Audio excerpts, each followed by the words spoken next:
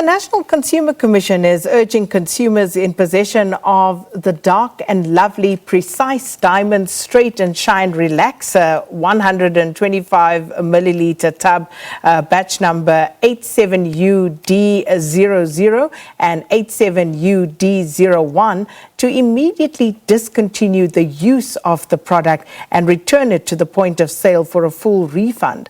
This after an incident in the production led to an imbalance of the active raw materials. Now, using the recalled product may lead to increased hair breakage and increased scalp irritation. The manufacturer of Dark and Lovely, Loreal, informed the Commission of the recall of the product following 22 complaints from consumers. So for more on this, we join on the line by Prudence Moilwa, who is the head of enforcement and investigations at the National Consumer Commission.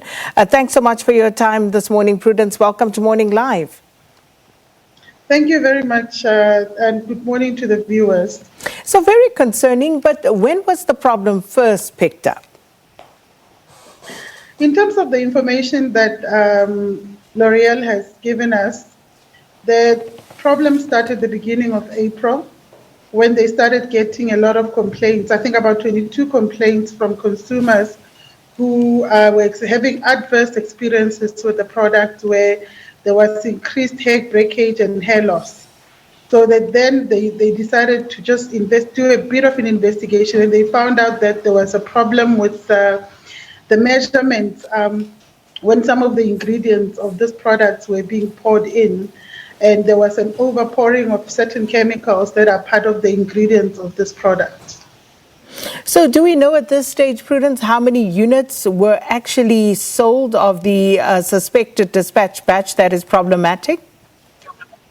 Yeah, the information that Loreal gave us is that there were about 50,000 units of this product that is still in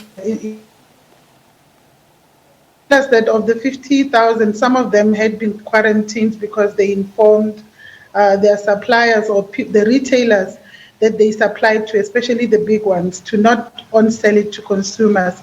But it is suspected that around 50,000 units were in the marketplace, and some have been bought by consumers already.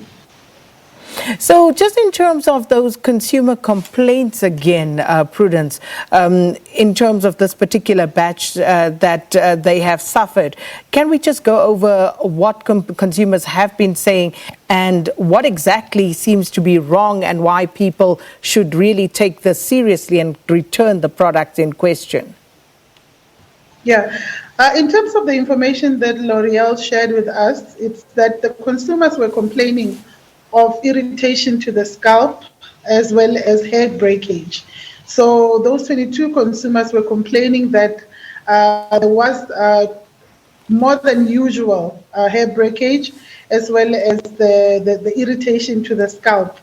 And there is a possibility of also hair loss when consumers use this product, hence the recall itself.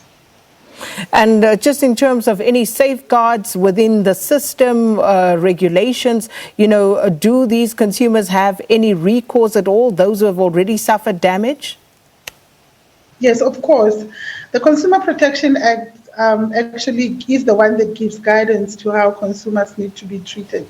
When we had a meeting with Loreal on Friday, we impressed upon them, and of course they had already started in terms of their communication to say that consumers are entitled to a refund, whether or not they had started using the product or the product has been opened. They also informed, from our discussions, we also agreed that where consumers experience, especially damage to the scalp as well as excessive hair breakage, there will be interventions like Loreal would also be able to intervene and ensure that consumers get help of maybe seeing a dermatologist and stuff like that. So whatever the appropriate recourse in order for consumers to be treated fairly in terms of the Consumer Protection Act, Loreal is under an obligation also in terms of the Consumer Protection Act to give consumers those kind of recourse where there is, especially as I said, excessive hair loss or even hair loss itself, for them to assist consumers appropriately to put them in a position they would have been had they not used the products. And that's a tricky one, isn't it, Prudence? Because how do you put me in a position that I was in previously if my hair is broken off? Look, there were other interventions that we discussed. Obviously, it would have already happened. We're looking at also where consumers are comfortable with taking the option of a wig, for example, of their choice in the event where there is hair loss.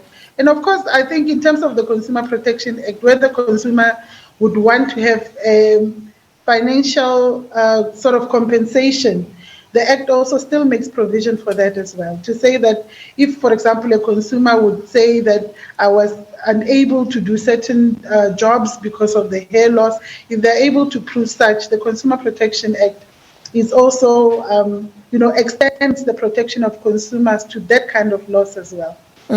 But does it have to be tied into something like a job? What about the fact that as a woman, this is my pride and joy, and therefore you've now stripped me of that because of a faulty product?